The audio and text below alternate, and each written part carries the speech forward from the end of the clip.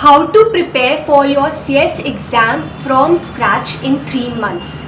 And trust me on this, 3 months बहुत ज़्यादा crucial time है as अभी से, ठीक है। कुछ भी मैटर नहीं करता तुमने पहले कितना क्लासेस कंप्लीट किया, कितना पढ़ा, कितना रिवीजन किया, कुछ मैटर नहीं करता। अभी से लेकर एग्ज़ाम तक तुम क्या करते हो, ठीक है। कोई ऑल इंडिया रैंक जिसने सब कुछ प्रिपेयर कर लिया या फिर एक ऐसा बच्चा जिसने कुछ भी नहीं चालू किया है, ये 3 मंथ्स ना पूरा गेम पलट सकते हो आप, ठीक है। तो सोचो ये 3 मंथ्स कितना ज़्यादा क्रूशियल है।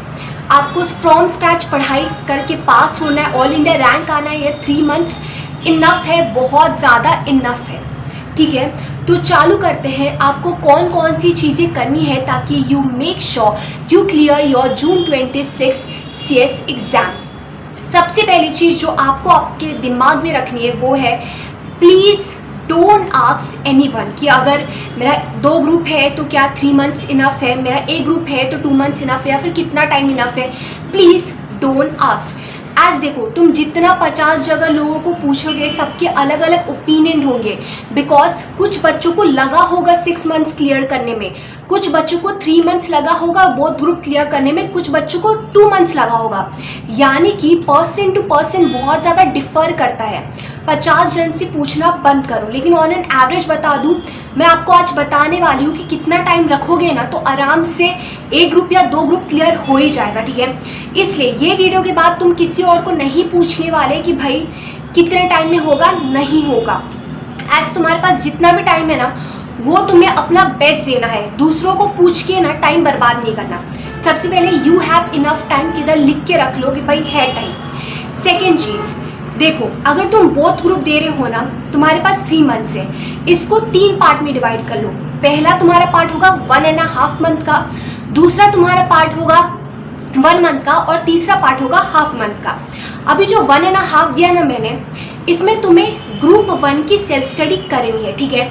और जो दूसरा पार्ट है ना 1 मंथ का, उसमें ग्रुप 2 की सेल्फ स्टडी करनी है और हाफ मंथ में तुम्हें बोथ ग्रुप का रिवीजन करना है। ऑल्सो मैं ट्राई करूंगी इसमें सारे कैटेगरी के बच्चों को कवर करूँ, जो पहली बार अटेम्प्ट दे रहे हो, जिनको अटेम्प्ट लगा है या फिर एक ग्रुप दे चुके हो, दूसरा ग्रुप देने वाले हो, तो तुम्हें कैसे प्लान करना है। बोथ ग्रुप की बात कर रही हूँ। देखो, फर्स्ट जो है ना 1.5 मंथ, इसमें जो हाफ मंथ है ना, जिनका भी क्लासेस बाकी है, ये हाफ मंथ पूरा क्लासेस देख के कंप्लीट कर लो। बिकॉज अगर बोथ ग्रुप क्लियर करना है ना, 2.5 मंथ की मिनिमम सेल्फ स्टडी रिक्वायर्ड होती है, ठीक है। बाकी डिपेंड करता है पर्सन टू पर्सन, लेकिन मिनिमम बोलो ना 2.5 मंथ है। यानी कि फर्स्ट जो तुम्हारा है ना 1.5 मंथ का एक तुम्हारा पार्ट, इसमें जैसे ही तुम्हारा हाफ मंथ कंप्लीट हो गया ना, जो 1 मंथ होगा ना, उसमें प्लीज़ क्लासेस देखना बंद करना अगर तुम्हें बोथ ग्रुप देना है एग्जाम, ठीक है। बाकी जो 1 मंथ है ना, उसमें तुम्हें सेल्फ स्टडी करनी है एक पर्टिकुलर ग्रुप की। एंड ऑल्सो ऐसे बच्चे जिन्होंने ऑलरेडी अटेम्प्ट दे दिया है, ठीक है, एंड एक ग्रुप क्लियर हुआ नहीं हुआ, जो भी है तुम्हारा रिजल्ट समझो क्लियर नहीं हुआ। अभी जो 1.5 मंथ है ना, जो तुम न्यू ग्रुप अगर सोच रहे हो कि बोथ ग्रुप दोगे, ये वाला 1.5 मंथ जो न्यू ग्रुप है ना, जो तुम्हें पहली बार देना है, प्लीज़ उसका क्लासेस कंप्लीट कर लो, उसका प्रिपरेशन कर लो, ठीक है। पार्ट 1 में ये करना। अभी जो पार्ट 2 है ना, जो 1 मंथ का है, इसमें तुम दूसरा ग्रुप पढ़ोगे और जिनको अटेम्प्ट लगे हैं, जो ऑलरेडी तुमने एक बार दे दिया है, ये जो दूसरा 1 मंथ है ना, उसमें तुम ये वाला रिवाइज करोगे, तुम्हारा ग्रुप जो तुम ऑलरेडी दे चुके हो, ठीक है। आई होप क्लियर है। 1.5 मंथ में जो न्यू ग्रुप तुम प्रिपेयर कर रहे हो वो करना, और जो पहली बार अटेम्प्ट दे रहे हो उनको तो चिंता ही नहीं है। पहला 1.5 मंथ एक ग्रुप करना है एंड 1 मंथ दूसरा ग्रुप, ठीक है। अभी जो हाफ मंथ रहेगा ना, उसमें तुम्हें रिवीजन करना है, ठीक है। तुमको सिर्फ और सिर्फ अगर 1 ग्रुप देना है, तुम्हारे पास अगेन तुम क्या करोगे, ये जो 3 मंथ्स है इसको 3 पार्ट में डिवाइड करोगे, 1 month, 1.5 month and half month. अभी ये 1 मंथ तुम्हें अपना क्लासेस कंप्लीट करना है। Please don't extend beyond 1 month. As अगर तुम देखो एक ग्रुप दे रहे हो ना, आई थिंक तुम्हें और अच्छे से मेहनत करनी पड़ती है, बिकॉज ना सेट ऑफ का एडवांटेज है एंड सारे सब्जेक्ट अच्छे से पढ़ना है तुम्हें। तो 2 मंथ्स की सेल्फ स्टडी ना तुम्हें करनी चाहिए फॉर 1 ग्रुप, ठीक है। तो 2 मंथ्स की सेल्फ स्टडी रखनी है, 1 मंथ तुम्हें क्लासेस कंप्लीट करना है। अभी 2 मंथ्स में भी 1.5 मंथ तुम उसको जो भी ग्रुप दे रहे हो उसको अच्छे से पढ़ोगे और हाफ मंथ उसका रिवीजन करोगे। ये टाइमलाइन ना जो मैं आपको बता रही हूँ एक ग्रुप के लिए बोथ ग्रुप के लिए, ये बहुत ज़्यादा बेसिक है, ठीक है। इसमें मेजर क्राउड ना ये फॉलो करेगी ना तो पक्का मतलब बोलो ना कि उनका कंप्लीट होना ही है, ठीक है। बाकी डिफर करता है पर्सन टू पर्सन, आपको कम टाइम भी लग सकता है, आपको ज़्यादा टाइम भी लग सकता है। अभी बात करते हैं तुम्हें एक दिन में कितने सब्जेक्ट करने हैं। सी, तुम्हें मिनिमम 2 सब्जेक्ट करने चाहिए और मैक्सिमम 3 सब्जेक्ट, ठीक है। 2 सब्जेक्ट क्यों बोल रही हूँ, बिकॉज सिर्फ एक सब्जेक्ट लोगे ना तुम बोर हो जाओगे, एंड ऑल्सो तुम्हें ना पूरा डिटेल लाइक सिर्फ 7 डेज में या फिर कुछ कम टाइम में ही पूरा एक सब्जेक्ट कंप्लीट करना पड़ेगा। लेकिन अगर तुमने 2 सब्जेक्ट ले लिया ना तो तुम्हारे पास डबल टाइम आ जाएगा। फॉर एग्जाम्पल अगर 7 डेज में सोच रहे हो एक पर्टिकुलर सब्जेक्ट कंप्लीट करने का, तुम्हारे पास 14 डेज हो जाएगा। इसलिए आई वुड हाईली सजेस्ट, मैं 2 सब्जेक्ट करती थी, तुम भी वैसा कर सकते हो, एक थ्योरी एक प्रैक्टिकल, ठीक है। एंड ऑल्सो अगर तुम्हें 3 सब्जेक्ट करना है तो और तुम्हारे ऊपर है, फिर तुम्हारे पास 21 डेज आ जाएगा 3 सब्जेक्ट कंप्लीट करने के लिए, तुम्हारे ऊपर है। बस ट्राई करना कि जो आफ्टरनून का स्लॉट है ना उसमें प्रैक्टिकल करो और बाकी जो तुम्हारा स्लॉट होगा ना उसमें आराम से थ्योरी करो। एंड ऑल्सो अगर तुम्हें टाइम टेबल जानना है कि भाई कैसे टाइम टेबल बनाओ, ऑलरेडी मैंने वीडियो डाल दिया है, ठीक है। सिर्फ ट्रस्ट मी ऑन दिस, मैंने सारे वीडियो तुम्हारे टाइम टेबल, तुम्हें कैसे एग्जामिशन चाहिए, कैसे थ्योरी पढ़ो, कैसे प्रैक्टिकल पढ़ो, सब कुछ एकदम डिटेल में माइन्यूटली डेमो करके कि भाई कैसे अगर तुम CS स्टूडेंट हो, बिगिनर हो, कैसे पढ़ाई करो, सब कुछ मेरे चैनल में ऑलरेडी अवेलेबल है। प्लेलिस्ट भी है, तुम्हें सिर्फ ढूंढना है, ठीक है। एंड तुम्हारे पास सब कुछ अवेलेबल है, कैसे पढ़ना है from scratch as a beginner, कुछ नहीं पता देख लेना चैनल पे, सब कुछ मिल जाएगा, ठीक है। तो वैसे ही टाइम टेबल कर लेना। उसके बाद एक और चीज़ बहुत ज़्यादा दिमाग में रखना, स्पेशली 3 मंथ्स के लिए, please study 1 group at a time. यानी कि अगर 2 सब्जेक्ट पढ़ रहे हो, ऐसा नहीं कि एक सब्जेक्ट का उठाता हो, एक ग्रुप का उठाता हो, दूसरा दूसरे ग्रुप का, ऐसा मत करो। बहुत सारे बच्चों के साथ ऐसा होता है कि वो लोग ना आधा मतलब एक पर्टिकुलर ग्रुप में ना कुछ स्ट्रॉन्ग कर लेंगे, दूसरे में ज़्यादा अच्छे से नहीं करेंगे, मतलब स्ट्रैटेजिकली नहीं पढ़ते एक ग्रुप। तो जब रिजल्ट आते हैं ना उनका एक भी ग्रुप क्लियर नहीं होता, बिकॉज वो स्ट्रैटेजिकली एक ग्रुप पे ध्यान नहीं दे रहे होते हैं। एक ग्रुप अच्छे से पढ़ो 1 मंथ में, जब लगे कि भाई हो गया है उसके बाद दूसरा ग्रुप चालू करना, एक ग्रुप स्ट्रैटेजिकली अच्छे से पढ़ने का, ठीक है। एंड ऑल्सो एक दिन में तुम्हें कितने आवर्स पढ़ने चाहिए, अगर तुम्हारा बोथ ग्रुप है 10 to 12 आवर्स तुम्हें पढ़ना ही चाहिए, ठीक है। एंड ऑल्सो तुम्हारा सिर्फ एक ग्रुप है 8 to 10 आवर्स तुम्हें पढ़ना चाहिए, ठीक है। इतना तो मिनिमम है भाई, अभी से लेकर 3 मंथ्स तक कर लो आराम से। एंड ऑल्सो ज़्यादा टाइम नहीं है, ठीक है। ये भी टाइम में तुम आराम से अपना जिमिंग करना है, फ्रेंड से बात करना है, सोशल मीडिया है, सब कुछ कर सकते हो, उतना ज़्यादा टाइम नहीं है जो रिक्वायरमेंट है, ठीक है। तो ऑल्सो जब भी तुम पढ़ना चालू करो ना, एक टारगेट दिमाग में सेट रखो, यानी कि समझो एक ग्रुप पढ़ रहे हो, ठीक है, 4 सब्जेक्ट या फिर 3 सब्जेक्ट है, प्लीज़ स्टार्टिंग से ही दिमाग में रखो कि कौन से 2 सब्जेक्ट में, 4 सब्जेक्ट है, कौन से 2 सब्जेक्ट में एग्जामिशन लाऊंगा और कौन से 2 सब्जेक्ट में 40+ लाऊंगा, ठीक है, ताकि एग्रीगेट में आराम से 200+ आ जाए। ये बहुत ज़्यादा क्रूशियल है, बिकॉज एग्जामिशन जैसा ना सारे पेपर का हम एग्जामिशन जैसी तैयारी नहीं कर सकते। At the same time aggregate उन लोग का ही नहीं बनता जिनको एग्जामिशन नहीं आता, ठीक है। सब में 50s लाना ठीक है, बट अगर 2 में एग्जामिशन आ गया ना आराम से एग्रीगेट बन जाता है। और कैसे एग्जामिशन, नीचे डिस्क्रिप्शन में वीडियो है, तुम देख सकते हो एग्जामिशन कैसे लाना है, ठीक है। और अगर 3 सब्जेक्ट है तुम्हारे कोई पर्टिकुलर ग्रुप में, 2 सब्जेक्ट में ट्राई करो एग्जामिशन और एक में 40+, तो अकॉर्डिंगली अपनी स्ट्रैटेजी बनाओ। फॉर एग्जाम्पल अगर एक दिन में 2 पेपर कर रहे हो ना, पढ़ रहे हो, तो ऐसा करो जो 60+ वाला है ना वो पढ़ना, उसके साथ 40+ वाला, बिकॉज 60+ वाला यानी कि तुम्हें ज़्यादा मेहनत करना है, तो ज़्यादा टाइम उस पर डिवोट करना और थोड़ा कम टाइम तुम्हारा 40+ वाले में। तो ऐसे स्ट्रैटेजिकली चीज़ें करो और एक ग्रुप एट अ टाइम करोगे ना तो ज़्यादा अच्छे से प्लान कर पाओगे, ठीक है। इसके बाद जो तुम्हें करना है वो है यूज़ करना है एंड टू एंड टेक्निक जब तुम पढ़ाई कर रहे हो। सी, एंड टू एंड टेक्निक क्या होता है, समझो तुम्हारा जितना भी पेपर है, ठीक है, हर पेपर 100 मार्क्स का होता है, ठीक है।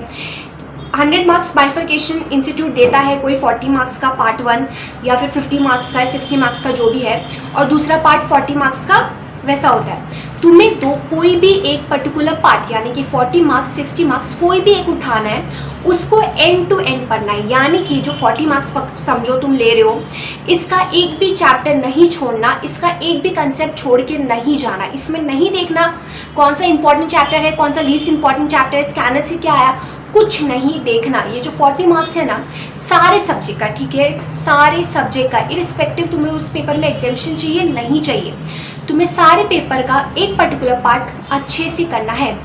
Because institute is very unpredictable and I know हम बहुत सारी स्ट्रैटेजीज यूज़ करते हैं। हम देखते हैं इंपॉर्टेंट चैप्टर्स कौन सा है, हम देखते हैं स्कैनर से कौन सी क्वेश्चन आए, जो कि ठीक है कर सकते हो, बट ये प्रोफेशनल एग्जामिनेशन है। बहुत बार इंस्टीट्यूट ऐसा करते हैं कि जो पिछले ना 10 साल से पेपर नहीं आया ना, वैसा पेपर भी बना सकते हैं, ठीक है। वैसे तो फिर स्कैनर से कोई क्वेश्चन नहीं आया, फिर तो तुम्हारा जो तुम करते हो ना इंपॉर्टेंट चैप्टर लीस्ट इंपॉर्टेंट, उससे भी कुछ नहीं आया, तब क्या करोगे, तब फंस सकते हो। अगर तुमने एक पर्टिकुलर पार्ट में सब कुछ पढ़ा, ठीक है, सब कुछ भी स्किप नहीं किया, तो ऑब्वियसली तुम नहीं फंसने वाले हो। एक पर्टिकुलर पार्ट से चलो 20-30 भी निकाल लो, दूसरे पार्ट से कुछ तो आएगा जो तुम्हें पता है, तो एग्रीगेट करोगे फिर भी 40+ 50+ हो जाएगा। यानी कि किसी भी पेपर में तुम कभी भी मतलब तुम्हें 40 या 50 से कम मार्क्स नहीं आएंगे अगर ये यूज़ करोगे, ठीक है। और जो तुम्हारा दूसरा पार्ट है ना, जो 60 मार्क्स का, उसमें दुनिया भर का स्ट्रैटेजी यूज़ करो। देखो इंपॉर्टेंट चैप्टर क्या है, देखो स्कैनर क्वेश्चन, देखो मॉडल क्वेश्चन, सब कुछ करने का, लेकिन एक पर्टिकुलर पार्ट हमेशा सेफ प्ले करो, ठीक है। स्ट्रैटेजी अप्लाई करो, करना ही पड़ेगा तुम्हें, ये प्रोफेशनल एग्जाम है, but at the same time safe रह के करो, ठीक है, बिकॉज इंस्टीट्यूट इज अनप्रेडिक्टेबल, ठीक है। उसके बाद जो तुम्हें करना है वो है, कौन सा भी चैप्टर पढ़ रहे हो, ठीक है, तुम्हारा थ्योरी का या फिर प्रैक्टिकल का, प्लीज़ मेक श्योर तुम स्कैनर क्वेश्चन या फिर पास अटेम्प्ट के मिनिमम 5 years के क्वेश्चन एंड मॉडल क्वेश्चन किसी भी चैप्टर के स्किप ना करो, ठीक है।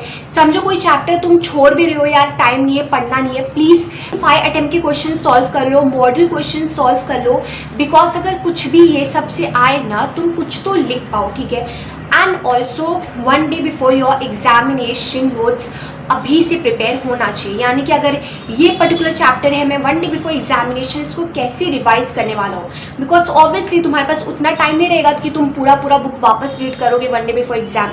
क्या करने का, या तो अगर किसी ने क्लासेस में हैंडमेड नोट्स लिखा है तो वेल एंड गुड, उसका यूज़ करना। सबनी नोट्स है तुम्हारे पास, किसी क्लासेस ने दिया है, खुद बनाया है, उसका यूज़ करो। एंड ऑल्सो अगर तुमने कीवर्ड्स मार्क करके रखे, ठीक है, बहुत सारे बच्चे कीवर्ड्स मार्क करते, कीवर्ड से पढ़ते हैं, तुमसे भी कीवर्ड्स रख सकते हो 1 day बिफोर एग्जामिनेशन। बट बहुत ज़्यादा इंपॉर्टेंट है कि 1 day बिफोर एग्ज़ाम तुम्हारे पास ये सारी चीज़ हो, तुम पूरा रिवाइज नहीं कर पाओगे। मॉडल से भी पढ़ रहे हो, कीवर्ड्स मार्क करो, कुछ तो हैंडमेड नोट्स रखो। एंड ऑल्सो ये टाइम ने, अगर तुम अभी हैंडमेड नोट्स बनाओगे ना, आई वोंट सजेस्ट कि हैंडमेड नोट्स अभी बनाओ, जितना हो सके अगर तुमने ऑलरेडी क्लासेस में बना लिया है, खुद बना लिया है, वो यूज़ करो, या तो कीवर्ड्स मार्क करो, बिकॉज अभी तुम नोट्स बनाते रह जाओगे, तुम पढ़ाई नहीं कर पाओगे। इसलिए आई वोंट सजेस्ट, तुम्हें हैंडमेड नोट्स भी चाहिए तो जो ऑलरेडी लिखा हुआ है तो ठीक है, अभी प्लीज़ बनाने मत जाना, ठीक है। समरी नोट्स अगर किधर से मिल रहा है तो वेल एंड गुड, मैं सबसे बेस्ट है कीवर्ड्स मार्क कर लो अगर तुम्हारे पास कुछ भी नहीं है, ठीक है। बट अभी नोट्स मत बनाओ, स्पेशली अगर बोथ ग्रुप दे रहे हो, एक ग्रुप दे रहे हो, क्लासेस कंप्लीट हो गया तो फिर भी बना सकते हो, ठीक है। तो जो अभी से लेकर एग्जाम तक तुम्हें करना है वो है तुम्हारा प्रैक्टिकल सब्जेक्ट। तुम्हें अभी से एग्जाम तक डेली सॉल्व करना है, ठीक है। प्रैक्टिकल सब्जेक्ट के लिए कुछ भी अलग नहीं करना। आफ्टरनून का स्लॉट ना, डेली आफ्टरनून का स्लॉट सोच लो कि भाई 2 to 5 मुझे सिर्फ प्रैक्टिकल करना है। बहुत सारे बच्चे ना CS exam practical subject, specially CS executive practical subject की वजह से ही फंसते हैं। तो तुम्हें मेक श्योर करना है डेली आफ्टरनून में तुम प्रैक्टिकल सब्जेक्ट करो। एंड ऑल्सो दूसरा चीज़ जो तुम डेली करने वाले हो वो है राइटिंग 1 आंसर डेली, ठीक है। देख के लिखना है, विदाउट देख के लिखना है, तुम्हारे ऊपर है, लेकिन एक आंसर तुम्हें लिखना ही है। क्या करोगे, कोई भी स्कैनर उठाओ या फिर पास्ट पेपर ले लो, ठीक है, सिर्फ एक क्वेश्चन लिख लो जो पढ़ रहे हो। समझो तुम आज तुमने सोचा कि तुम ये गवर्नेंस पढ़ रहे हो या फिर तुम्हारा GIGL पढ़ रहे हो, ठीक है, जो भी पढ़ रहे हो, पास्ट पेपर तुम सॉल्व करोगे, एक क्वेश्चन बस लिखना है। वैसे अगर जब तुम प्रैक्टिकल पढ़ रहे हो, एक क्वेश्चन बस लिख दो, मैक्स 2 क्वेश्चन से ज़्यादा मत लिखना, एकदम ही ज़्यादा टाइम नहीं देना, बट हाँ टाइम देना इंपॉर्टेंट है। ये टिप उन बच्चों के लिए जो खुद नहीं पढ़ पाते या फिर जिनको अटेम्प्ट भी लगे, ठीक है। हो सकता है तुम्हें बहुत सारे मतलब जो कंसेप्ट है ना तुम भूल गए हो, या फिर जो मैं अपनी प्रॉब्लम बताती हूँ, मैं अकेले नहीं पढ़ पाती थी, तो मैं यूजुअली मैराथन और रिविजन के साथ पढ़ती थी, ठीक है। आई नो थोड़ा टाइम कंज्यूमिंग हो सकता है, बट अकेले ना पढ़ने से अच्छा तुम फ़ोन पे मतलब देख के पढ़ सकते हो। और मैंने इस पर स्टोरी टाइम वीडियो भी बनाया कि कैसे जब मैं अकेले नहीं पढ़ पाती थी मैंने ये मैराथन का यूज़ किया था। तो तुम भी मैराथन खोलो, जो भी तुम्हारा समझो एक पर्टिकुलर चैप्टर पढ़ना है, उसका मैराथन सर्च करो, रखो, पॉज करो, तभी के तभी उसको पढ़ लो। अगर तुम अकेले नहीं पढ़ पा रहे हो ना, दिस इज़ द बेस्ट चीज़, ठीक है। एंड ऑल्सो अलग अलग स्ट्रैटेजी, बिकॉज ये तो मेन कंसर्न होता है दीदी हम अकेले नहीं पढ़ पा रहे। ट्रस्ट मी ऑन दिस, मैं भी नहीं पढ़ पाती थी, मैंने बहुत सारी चीज़ें की है, तुम्हें मेरी वीडियोज़ में मिल जाएंगी, ठीक है। तुम्हें ये करना है। लास्टली जो मोस्ट क्रूशियल है बट मोस्ट इग्नोर करते हो आप लोग स्पेशली 3 मंथ्स में, वो है प्लीज़ स्लीप 8 नहीं बोलूँगी, 7 hours every day. Minimum 6 hours तुम्हें सोना ही है, 6 to 7 आवर्स प्लीज़ स्लीप लेना, बिकॉज तुम्हें सबसे ज़्यादा ये 3 मंथ्स जो काम आने वाला है वो है तुम्हारा ब्रेन। प्लीज़ इसको अगर इग्नोर करोगे ना तो ये तुम्हें इग्नोर करेगा, यानी कि तुम अगर इसको स्लीप नहीं दोगे तो ऑब्वियसली नहीं चलेगा। तो जब पढ़ने टाइम तुम चीज़ें जल्दी याद नहीं कर पाओगे, चीज़ें रिटेन नहीं रहेगी, तो इश्यू हो सकता है। इसलिए स्लीप कॉम्प्रोमाइज़ नहीं करना। And also please have a healthy diet, यानी कि एकदम ही हैवी नहीं खाना, वीक में 1 दिन बाहर का चलेगा।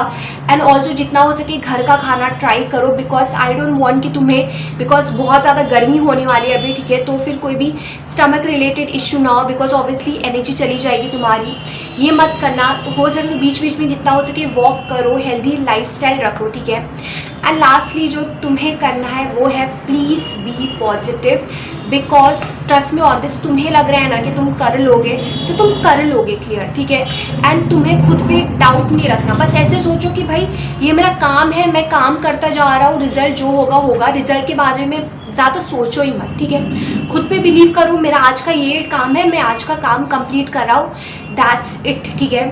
सो ये सारी जो चीज़ें बताई ना, आई एम डैम श्योर बहुत ज़्यादा अगर आप अच्छे से यूज़ करोगे ना, आपको बहुत ज़्यादा हेल्प करेगी, ठीक है। एंड और बहुत सारे वीडियो सबको जो आपको रिक्वायरमेंट होगी ऑलरेडी आपको मेरे चैनल पे मिल जाएंगी, फिर भी जितने हो सके मैं न्यू वीडियोस भी आप तक जल्दी पहुंचाऊंगी। So that's it for this video and all the very best for your CS journey.